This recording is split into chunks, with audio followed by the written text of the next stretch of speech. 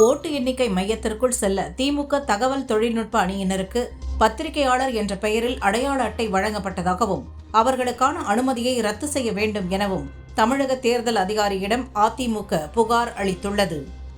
அரசியலுக்கு விஜயின் வருகை இளைஞர்களிடம் அரசியல் மீதான ஆர்வத்தை அதிகரித்துள்ளது. தேர்தல் முடிவில் விஜயின் தாக்கம் நிச்சயம் இருக்கும். அதே நேரம் அதிமுக கூட்டணிக்கு கடுமையான பாதிப்பு ஏற்படும் என காங்கிரஸ் எம்பி மாணிக்கம் தாக்கூர் தெரிவித்துள்ளார். நீட் தேர்வு முடிந்து வெளியே வந்த மாணவர்களில் சிலர் வேதியியல், இயற்பியல் கேள்விகள் கடினமாக இருந்ததாகவும் விலங்கியல் ஈஸியாக இருந்ததாகவும் தெரிவித்தனர். தேர்வு முடிவுகள் ஜூனில் வெளியாகும் என எதிர்பார்க்கப்படுகிறது.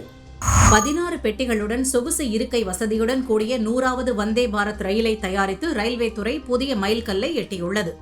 முந்தைய ரயில்களை விட இந்த புதிய வந்தே பாரத் ரயில் மேம்பட்ட தொழில்நுட்பம் மற்றும் பயணிகளின் பாதுகாப்பை உறுதி செய்யும் வகையில் தயாரிக்கப்பட்டுள்ளதாக தெரிவித்துள்ளது.